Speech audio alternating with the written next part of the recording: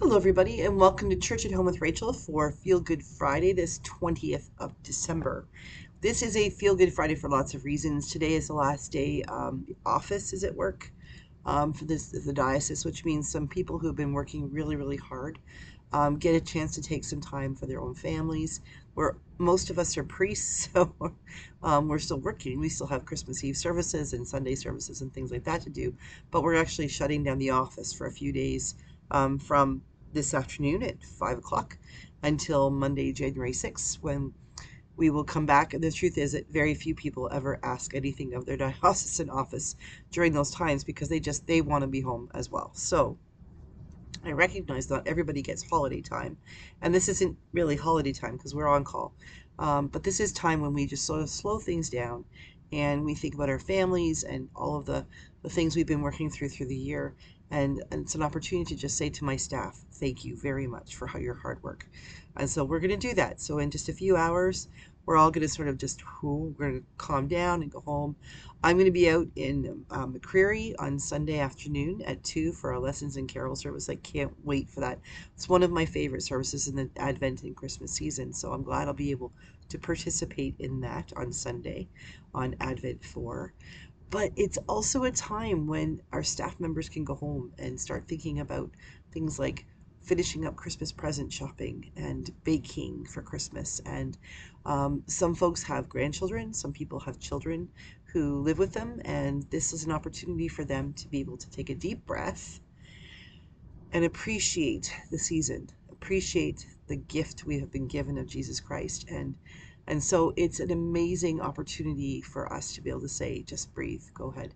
I really wish that I could give my priests time to just say, they're all also encouraged to take this time off, not to do Bible studies, not to do extra services, not to write sermons, just do your Christmas Eve, Christmas Day things, and just take some time and be.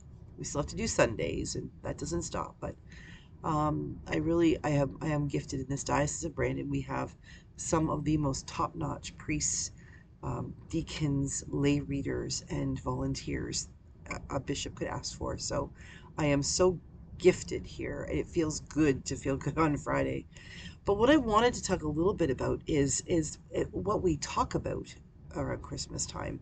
Quite often, what we talk about is we have these conversations around what do you want for Christmas? Remember those? Remember the Santa Claus things? Now, for those of you who are not Canadian, you might not know, but our um, our post office has been on strike since November. Since I was in England, they have been on strike, which means the postcard or Christmas cards have not been delivered and Christmas packages have not been sent. I have Christmas cards and a small Christmas gift for my family members that won't be sent until the post office is back up and running.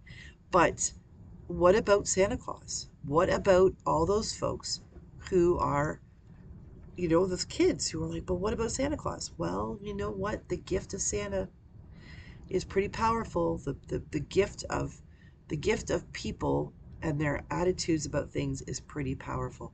Because I have been hearing time and again about places where even though the postal workers are on strike, the Santa Claus mailbox in front of some of them post offices and other places, there are postal workers in Canada who are making sure that those letters to Santa marked Santa Claus with postal code HOHOHO, ho ho ho, managed to get to the North Pole, and that their answers from Santa will be delivered. It's pretty incredible. They're arguing and fighting and digging in deep because they want the things that they're asking for, that their union is asking for, and yet still there is humanity enough in people to say, we have to help the kids. In one community I heard about, there was a gentleman who recognized that some of the kids were really getting upset because what was going to happen, and so he set up a Santa Claus mailbox in his front lawn and invited the kids in his neighborhood to send their letters to Santa, and he would make sure they got there for them. He would make sure that Santa Claus got their letters, and he would take the time to personally sit down and write out responses to each of the letters and then deliver them to their mailboxes between 2 and 4 in the morning. How amazing is that? That is the gift of Christmas. Like, I mean, there's the gift of Christmas that is Jesus. Obviously, that's what I'm all about. But there's also that gift of Christmas that is the self, the selflessness of us as we serve Christ in the world by doing things like making sure kids' letters to Santa get to Santa and their responses get back to them. Because kids don't need to be worried about who's going to be the president or who's going to be the prime minister. Children don't need to be worried about whether or not the post office is on strike. What they need to be concerned about is Santa Claus. They need to be concerned about, will there be snow to make snowmen, snow people, and have snowball fights on Christmas Day? Will there be enough of those tiny little marshmallows to pepper the top of your hot chocolate when you come in from shoveling the driveway and you're freezing cold? Those are the things children should be worried about at this time in this season of their life. And so every Christmas, I like to come back to that point, sort of toward the end of Advent. I like to come back to that place where, I watch my Hallmark Christmas movies and I start thinking about Santa Claus. And well, I know the truth about all these things. Every year, there's a little bit of me who's still 8 or 9 years old who's like, you know what? The Christmas magic can still be there. And so I'll make myself a list of what I want for Christmas. And it usually has um, a piece something of music back in the day when they made CDs. So some music, and it almost always has a pair of really warm, fuzzy slippers. Those comfortable. I'm very particular about my feet. I'm diabetic, and I'm very aware of my feet, and I can't walk around the house barefoot, which I wish I could, because I'm Canadian and we take our shoes off at the door. I don't like wandering around the house with our shoes on, and Rob does it. It drives me nuts. Anyway, so I don't like just wearing socks all the way. I like having bare feet, but I need slippers. So I really like a really good pair of fuzzy slippers that just hug my feet and are all soft and all that, just to make my feet feel good. Feet feel good, it makes the day, doesn't it? Feel for all those people like factory workers and teachers and people who are on their feet all the time who have to have fancy shoes or big, heavy, clunky boots. Our feet are very important. So I just have slippers on my Santa Claus list, and of course, I always have books. I always have books on my list, much to my husband's chagrin, where he likes to buy Lego and I never know if I'm buying him duplicates. He likes to buy me books and he never knows if he's buying me duplicates. So I usually just don't tell him. He doesn't watch these at all, so I'm not worried about that.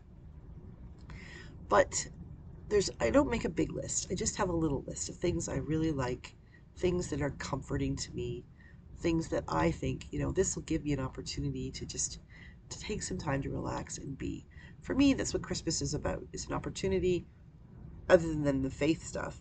The Christmas season is an opportunity for me to be able to sit down without feeling guilty and read a book and have a cup of tea or a good, sugar-free hot chocolate or a good mug of coffee with an eggnog swill in there.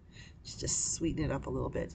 To watch the snow falling outside, to look up from my comfortable chair with my blanket on my lap and my comfortable slippers on my feet and smile as I see my husband working at yet another Lego piece on our kitchen table. That means we will not be eating at the kitchen table yet again. That's what the magic of Santa brings to me.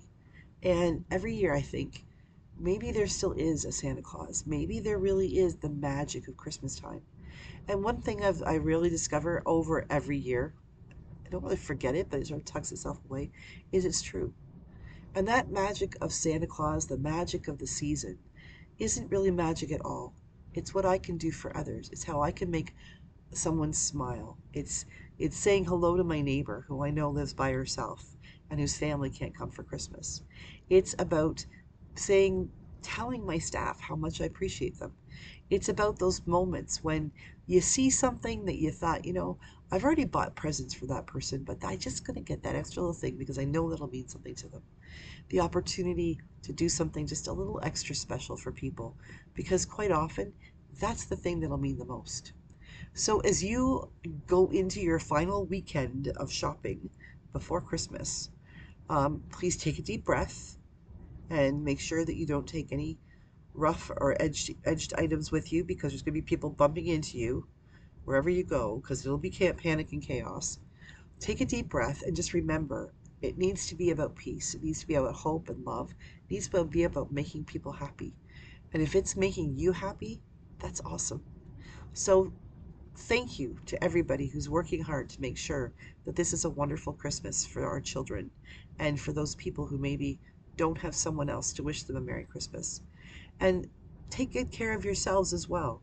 And if you are, like I was for so many years of my life, single or not near family, go out with your Christmas list and buy yourself some stuff. And you might even wrap it. I did that the year that Rob was deployed over Christmas. I bought myself some gifts earlier on in November, and as soon as I put up my tree, I wrapped them and I put them under my tree. And by the time Christmas came, I couldn't even really remember which thing was what. So it was kind of nice to just open up some presents for myself. It's not selfish, it's actually taking care of yourself. So have a great weekend, everybody. I'll see you on Sunday for Gospel on the Go and Monday for Church at Home with Rachel. But I really do hope that you can grab on to the miraculous and magical sense of what Christmas can be. Remember what it's like for our kids, and let yourself have some of that in your heart as well. God bless you, and I'll see you again soon.